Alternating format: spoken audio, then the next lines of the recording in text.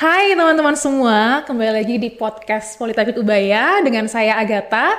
Siang hari ini atau hari ini kita akan membahas nih terkait beberapa hal yang sangat menarik yang berkaitan dengan bagaimana caranya hidup di luar negeri dengan kesempatan-kesempatan yang ada. Nah, kali ini saya nggak sendiri, tapi saya ditemani juga dengan salah seorang, kalau saya bilang sih bukan cuma representatif dari pemerintahan Taiwan gitu ya, tapi juga seorang pakar yang sudah lama tinggal, lama menetap, dan paham benar dengan Taiwan. So, please welcome Mr. Andre So. Selamat siang, Ko Andre. 你好，老师。Ni hao. Ini kalau saya cuma little. Nih, kalau tadi saya dengar panggilan spesialnya adalah Koko. Ya. So, bolehkah kita panggil Koko aja? Sebelah akrab gitu ya, Kok. Oke. So, Kok, kenapa Taiwan openingnya nih? Ya, kenapa Taiwan? Karena Taiwan teknologi paling bagus di dunia. Oh ya, Kok. Ya, China bagus, tapi bukan ranking di atas Taiwan. Jadi habis USA, teknologi paling bagus adalah Taiwan. Habis itu mungkin China, Jepang, dan kawan-kawan. Jadi itu pertama itu. Kedua, why Taiwan? Taiwan dekat sekali. Dari sini, dari Surabaya ke Taiwan 4 jam. Tapi biaya tiketnya lebih murah daripada kita ke Sulawesi. 1,6 juta udah bisa sampai Taiwan. Oh really? Iya. Lebih mahal ke Kalimantan, guys. Makanya, jadi saya bilang murah, jadi why Taiwan. Why lagi tambahan, di Taiwan kita bisa belajar ilmu, kan seperti kita kuliah di Ubaya, terus kita bisa belajar bahasa asing, Mandarin, kita bisa belajar bekerja, kuliah sambil kerja, mencari experience setelah kita terjun di dunia kerja, kita lebih lancar gitu. Itu kurang lebih kenapa Taiwan. Oke. Kok ini kan ada suatu fenomena yang sekarang ini lagi marak gitu ya, Kok. Karena anak-anak zaman sekarang ini mereka itu, sorry to say ya guys, tapi pemikiran mereka itu tidak jauh ke depan. So, tadi sudah saya tanya kenapa Taiwan dengan segala pertimbangannya. Kalau saya sih lebih memang mau pergi ke Taiwan daripada ke tempat lain gitu ya. Karena mungkin jangkauannya juga lebih banyak. Nah, apa sih sebenarnya peluang yang bisa mereka dapatkan selain tadi jaraknya, selain dari memang teknologi dan segala macam. Apa sih peluang yang bisa didapatkan ketika mereka ke Taiwan kok? Oke, kalau saya rasa mahasiswa, karena Ubaya dengan Taiwan itu ada kolaborasi. Jadi kita mulai ngomong Ubaya sebenarnya dengan Taiwan itu banyak kolaborasi, mulai dari double degree. Jadi kayak barusan kami mengirimkan kurang lebih 11 mahasiswa dari kampus Ubaya. Nah, mereka itu dual degree. Jadi 3 tahun di Ubaya, 1 tahun di Taiwan, itu mendapat 2 sarjana. Ya, makanya kenapa ya, ini salah satu kemudahan untuk mendapat 2 sarjana. Itu nggak semua kampus bisa dapat. Dan Ubaya itu gila sekali, dia 3+1, berarti dia coan. 3 tahun di Ubaya, 1 tahun di sana, dia dapat 2 ijazah, Ubaya dan kampus Taiwan, internasional. Itu dari setahu saya dari 3 fakultas. Kalau nggak salah anak elektronik, anak teknik industri, sama komputer, kalau nggak salah. Saya lupa. Ini Ubaya? Yang Poltek belum. Ya, jadi makanya Ubaya yang Tenggilis itu ada. Jadi itu saya rasa kenapa harus ke sana. Nah, yang berikutnya kita harus ke Taiwan khususnya, mungkin ke tempat lain juga boleh. Karena kalau kita ke Taiwan, kita punya 2 kesempatan berkarir. Jadi kita bisa berkarir ke Taiwan, bisa berkarir di Taiwan, atau pulang ke Indonesia berkarir. Di Indonesia perusahaan banyak menunggu karena keahlian kita berbahasa asing itu sudah cuan di depan. Belum lagi ilmu yang kita pelajari itu udah cuan plus namanya. Nah, terus kalau tanya kenapa nggak di tempat lain, kita ngambil tetangga, kakak adiknya Taiwan dan China mainland. Kalau tanya kenapa nggak ke China mainland? Lah di China mainland cuma bisa pergi cari ilmu. Nah di Ubaya kan udah ada ilmu, ngapain ke China lagi tambah ilmu? Nah apakah setelah saya selesai dari China mainland dapat ilmu saya bisa bekerja di sana? No, nggak bisa. Saya juga anak S2 dari China. Nah, setelah selesai ya saya harus pulang karena dia tidak membutuhkan kita. Beda sama Taiwan.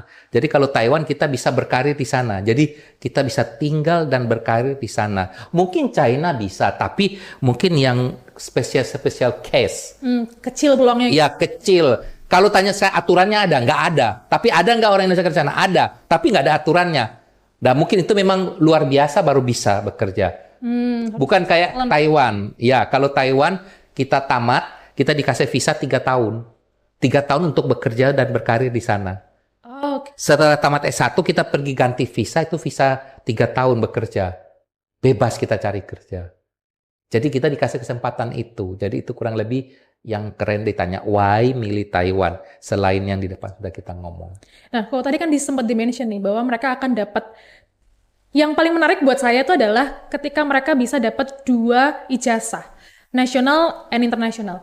Apakah ijazah internasional itu bisa diakui di Indonesia ya, Kak? Bisa, karena sekarang kan harus lapor di Dikti. Kalau Ubaya nggak lapor di Dikti, Ubaya yang rugi. Siswanya cuan, karena kan bayar 1 SPP ini cuma bayar SPP Ubaya loh. Bayar SPP Ubaya dapat ijazah Taiwan loh. Jadi dia nggak bayar 2 SPP loh. Jadi cuma bayar SPP Ubaya, dia di sana malahan dikasih uang 5,5 juta setiap bulan. Sudah SPP-nya gratis, masih dikasih uang 5,5 juta setiap bulan. Selama 1 tahun itu. Setelah tamat, masih dikasih kerja gaji 20 juta per bulan. Jadi langsung satu paket. Tamat kamu pelayanan 1 tahun. Kayak kita bilang magang.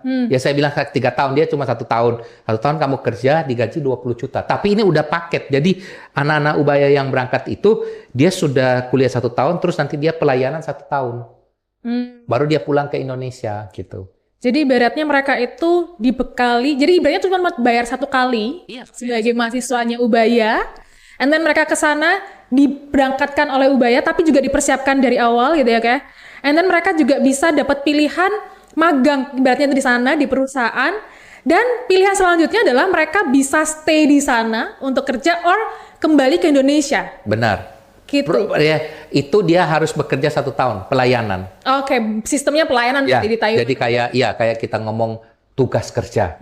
Jadi setelah 3 tahun selesai, 3 tahun di Ubaya, 1 tahun kan udah dapat ijazah. Setelah dapat ijazah dia harus pelayanan 1 tahun. Nah, tadi sempat di-mention tuh kok, yang menarik lagi adalah dapat 5 juta 5,5 per bulan. 5,5 per bulan. Selama 1 tahun. Selama 1 tahun. Itu apakah mereka harus apply kah atau otomatis didapat atau seperti apa? Otomatis itu kolaborasi antara Ubaya. Itu Ubaya ini luas, antara Ubaya Poltek sama Ubaya kampus. Universitas itu sama, karena dia 1 kali itu kontrak MOU-nya sama. Oke. Jadi ibaratnya kalau ke sana tuh udah tinggal persiapkan mental dan fisik, and then kalian berangkat, di sana sekolah udah terjamin, biaya nggak perlu pusing mikirin bayarnya gimana, tapi juga dapat biaya hidup, ibaratnya gitu ya, kayak 5,5. Nah, yang menarik lagi gini kok, kalau misalnya kita bilang, ya benar, kalau teman-teman tahu bahwa di Indonesia ini banyak sekali perusahaan-perusahaan besar, perusahaan asing gitu ya kok. Mandarin adalah salah satu bahasa yang nantinya bisa menyaingi bahasa Inggris. Karena benar sekali memang Cina tuh kita produk, siapa sih yang nggak pakai produk Cina gitu kan, hampir semua ada, dan basically mereka Mandarin.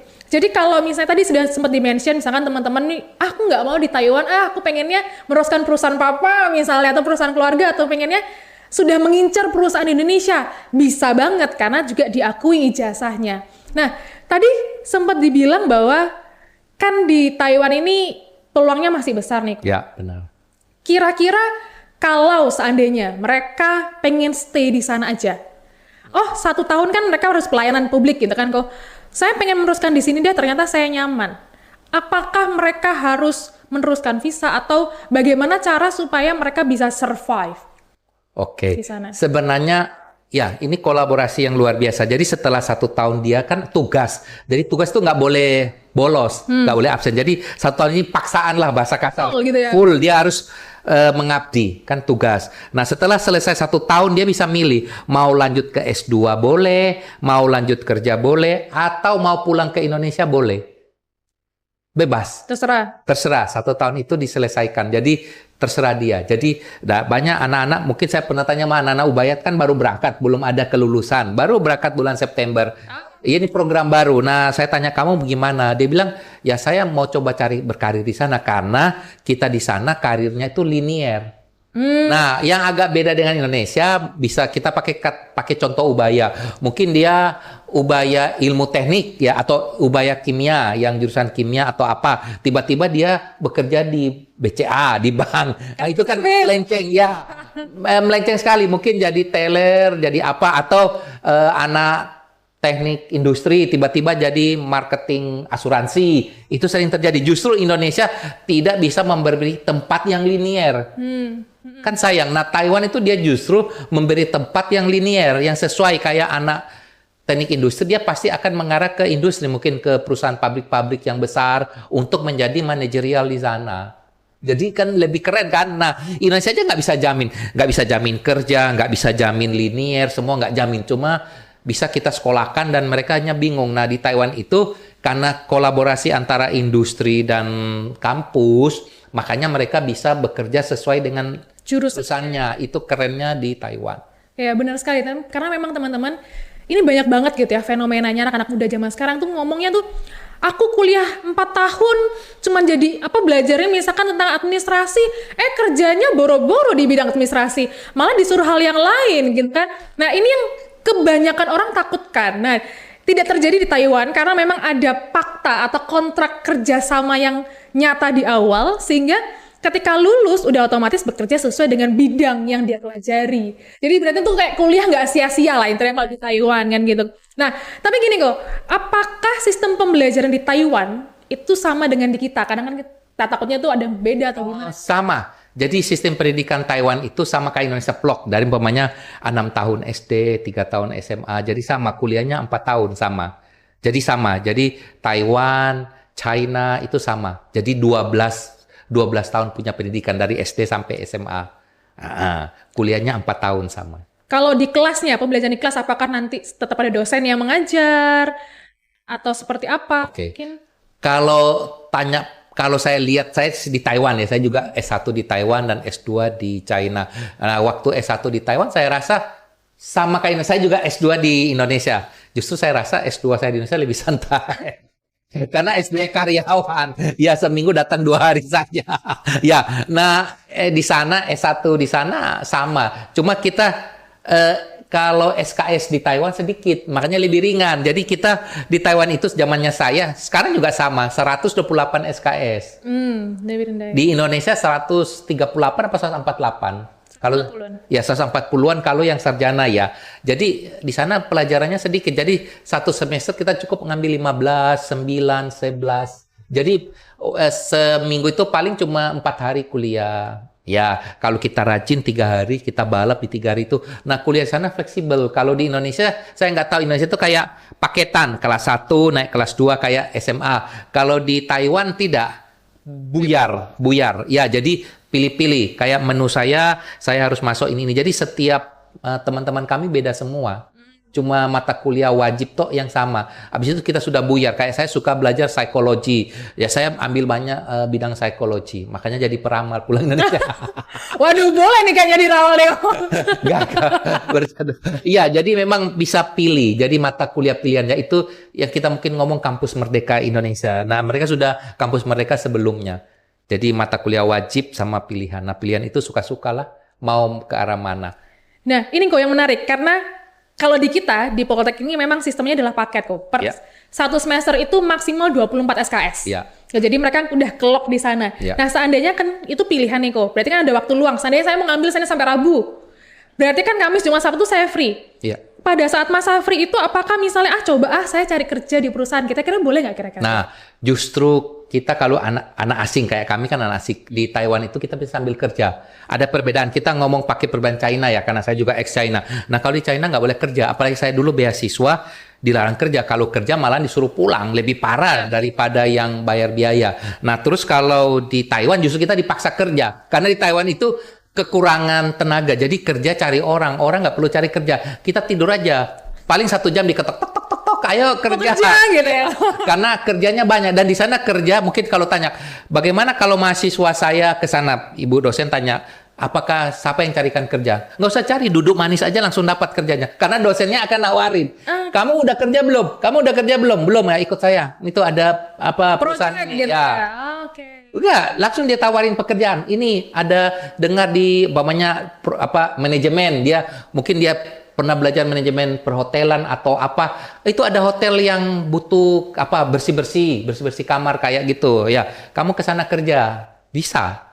Banyak, dan kita kerja 1 jam 100.000. Mahal loh.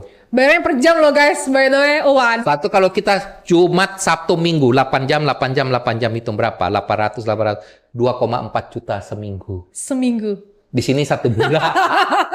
30 hari. Jauh ulang saya boleh nggak berangkat ke nggak Ubaya keren kok guys. Oke, ya ini menarik karena kan ada beberapa negara juga yang memang mereka membatasi visa kan kok. Ya. Kalau seandainya mereka kesana hanya untuk belajar, mereka nggak boleh kerja. Nah, apakah di Taiwan tadi kan memang secara sistem mengharuskan mereka bekerja? Ya. Secara visa, kira-kira regulasinya apakah gimana? Kita kalau di Taiwan kita dapat izin tinggal, nah dikasih lagi satu kartu izin kerja. Jadi itu yang senjata kita. Jadi kalau ngelamar kerja, mana izin kerjamu? Kayak kartu, kita kasih, di situ ada nomor pajak. Ya, jadi untuk nulis pajaknya.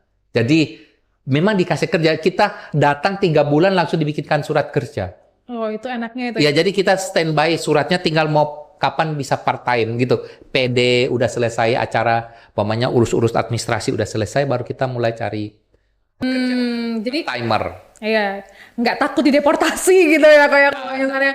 Karena sudah satu paket dapat untuk bisa bekerja. Oke kok. Nah, ini kan menarik nih. Tadi kan peluangnya sempat tadi dimention bahwa mereka kekurangan tenaga kerja. Artinya di sana itu sangat banyak sekali peluang untuk mereka bisa growing up, dalam arti mulai dari materi, dalam apa namanya cuan tadi gitu ya, finansial, terus juga secara networking juga pasti akan lebih luas.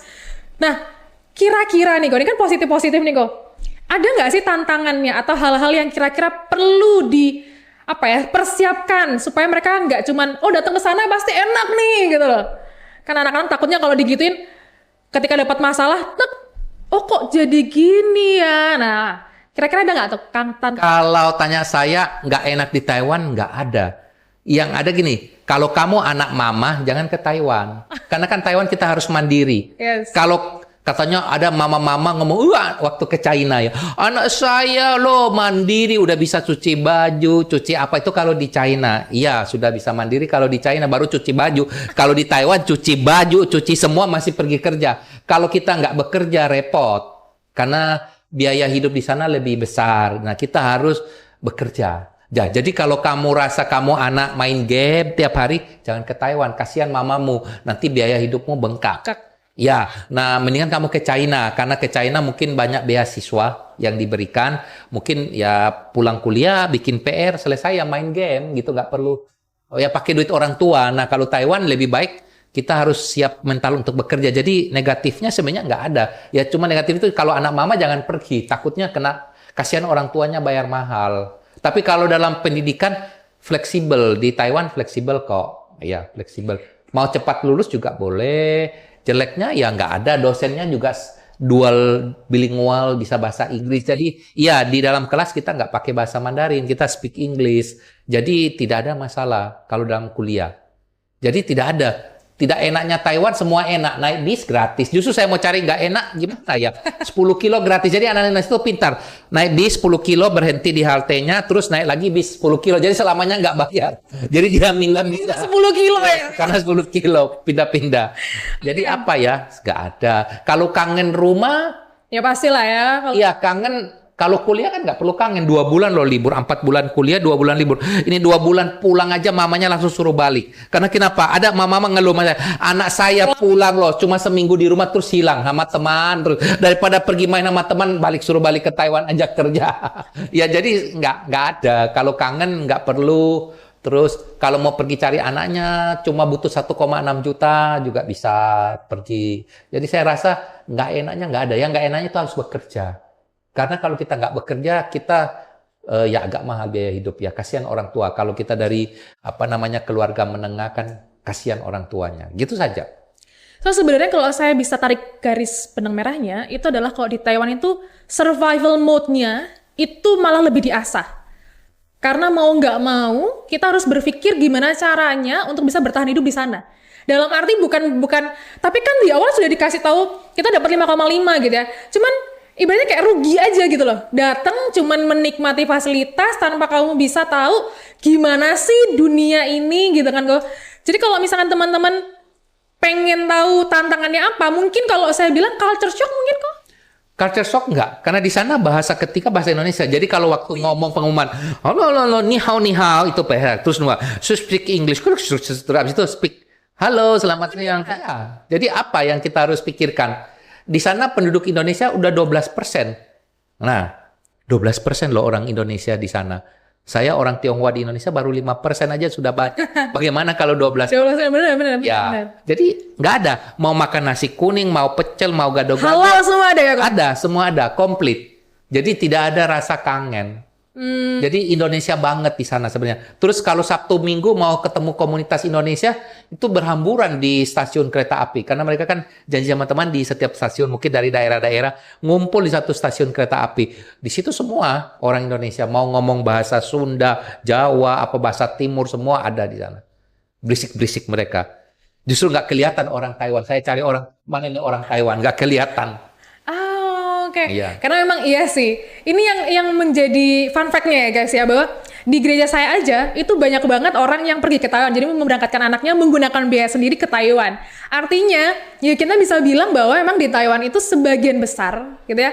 Ya part of Taiwan itu adalah orang Indonesia. Iya. Jadi ibarat kayak kalian itu di negara asing tapi tinggal dengan negara sendiri, bentuknya warga lokal gitu kan, warlock. Jadi nggak ada yang perlu ditakutkan sebenarnya. Nggak ada. Kayak Mbak dengar katanya banyak orang Jawa di Suriname. Iya, benar nggak? betul. Ya sama, di Taiwan juga sebanyak. Berapa banyak orang di Suriname? Ini 12% loh. Apakah di Suriname itu bisa 12%?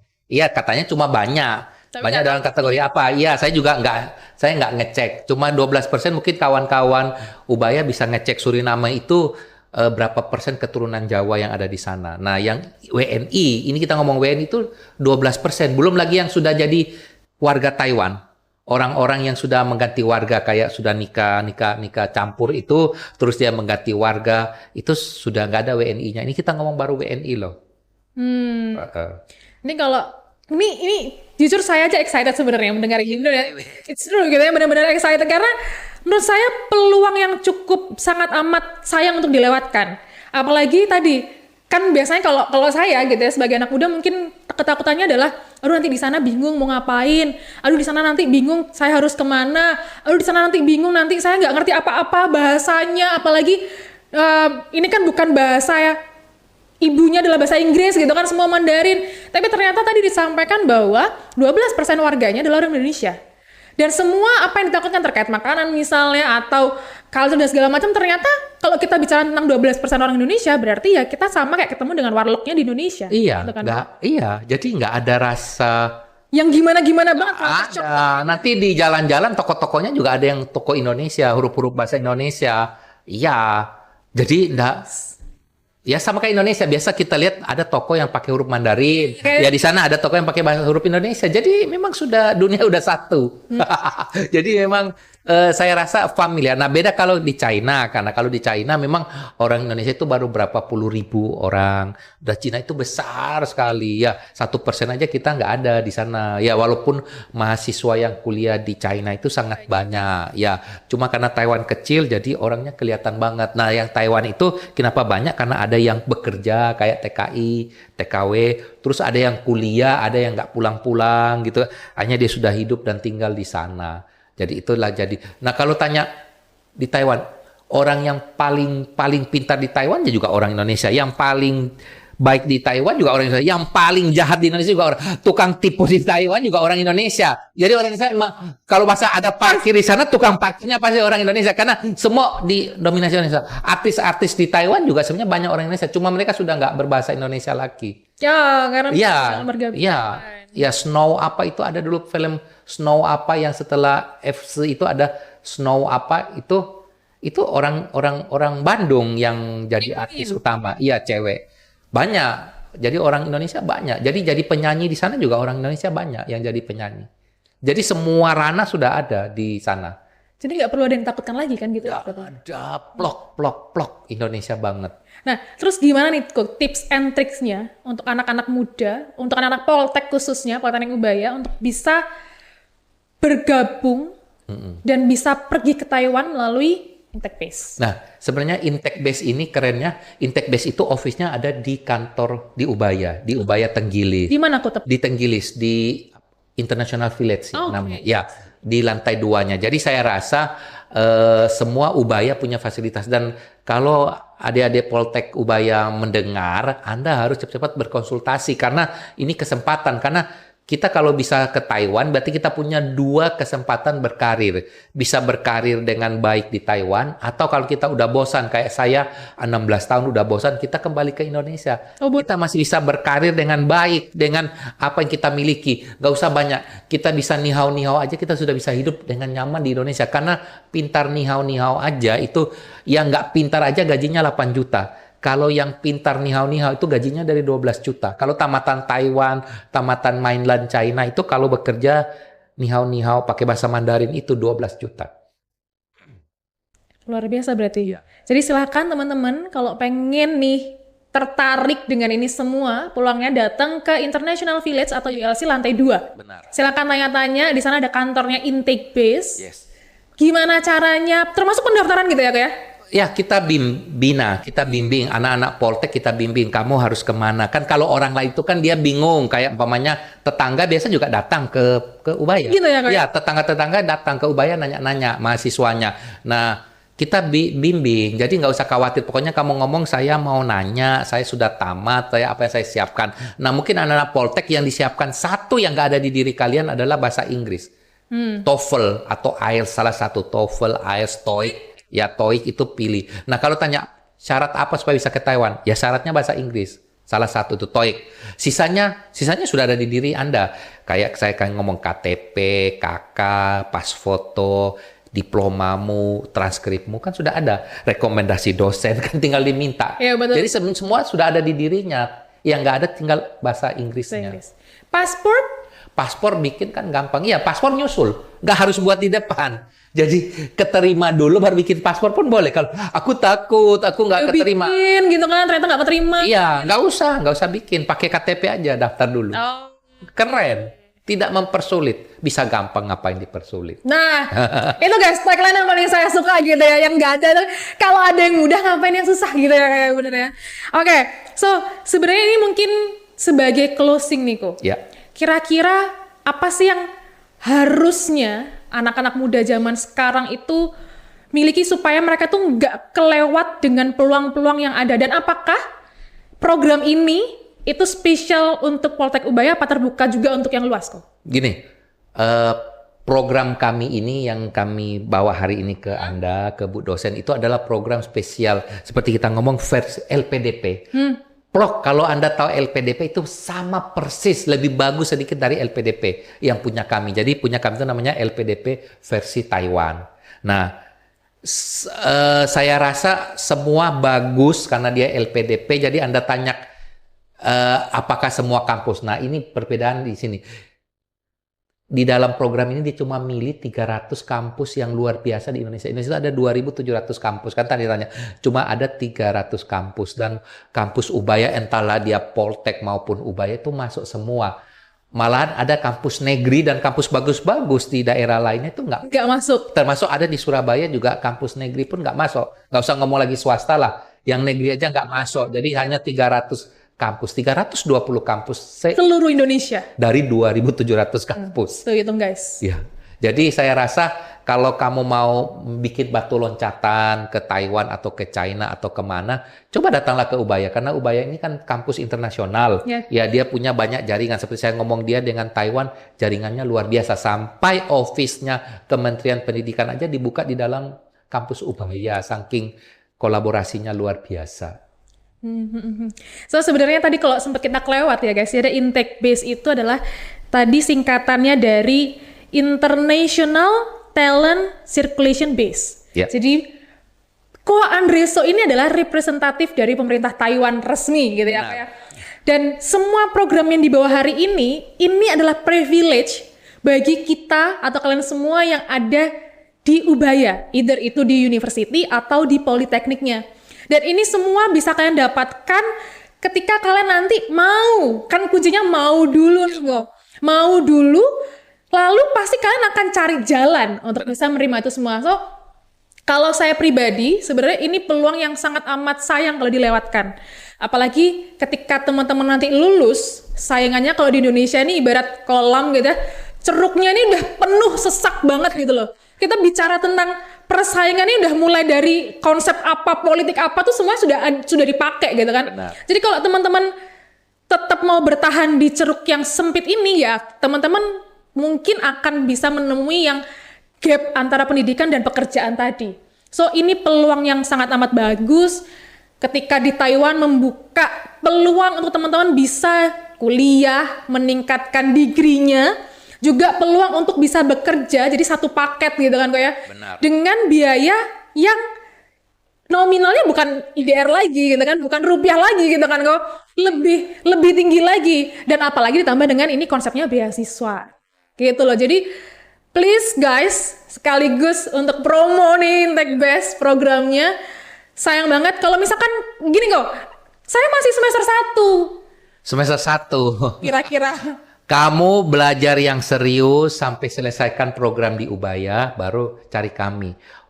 Bahasa Inggrisnya dibagusin, kalau ada peluang belajar bahasa Mandarin, kami kan ada buka Mandarin gratis di Poltek. Coba ikuti. Mandarin bukan permintaan penting ya, bukan salah satu permintaan, tapi coba Anda belajar. Tapi yang paling penting adalah waktu semester 1 belajar baik-baik bahasa asing.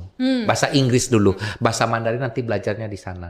Oke. Ya. Tapi by the way kok, di kita itu bahasa yang wajib diambil anak-anak itu 2, bahasa Mandarin dan bahasa Inggris. Nah, itu. Dan itu mereka sudah belajar dari semester 1 sampai semester 5. Nah, Jadi harusnya sudah hatam, apalagi ternyata di Intake Base juga lagi ada promo untuk free course Mandarin. iya Gitu ya. di Poltek. Oh, udah batch satunya sudah selesai semester lalu. Nah, ini kan semester berikutnya. Tunggu Februari kita akan buka lagi. Nah, Februari guys, catat ya tanggalnya Februari kita akan buka lagi Ya. course untuk itu. So kalau teman-teman masih semester 1, misalnya masih semester awal, semester 3, yang perlu dipersiapkan adalah bahasa tadi. Iya, bahasa. Bahasa kedua adalah mental, gitu ya, supaya nggak jadi anak mama. Iya. Supaya nggak yang kayak kalau bahasa Jawa tuh bohong-bohongan gitu lah, dikit-dikit kayak nggak mau, manja. Please lah, kalau kalian pengen bisa survive di dunia yang nanti ketika kalian lulus, ambil kesempatan ini, jangan sia-siakan, gitu ya. Nanti kita akan cantumin kontaknya Ko Andre juga, beserta dengan alamatnya Intake Base. So, guys, sekali lagi jangan lewatkan peluang ini. Terima kasih banyak Ko Andre untuk kesempatan waktu dan semuanya. Sebenarnya saya tertarik kok, bisakah saya ke sana? S3 aja. Oh gitu, S3, oke. S3. Kita nanti bareng-bareng ya guys, saya S3, kalian S1 dan S2 gitu ya. Mungkin itu aja sore hari ini. Kita ketemu lagi di episode yang berikutnya. Selamat siang, Cai Cie. Cai Cie. Cai Cie, thank you. Sesie nih. Terima kasih banyak. Bye-bye. Bye-bye.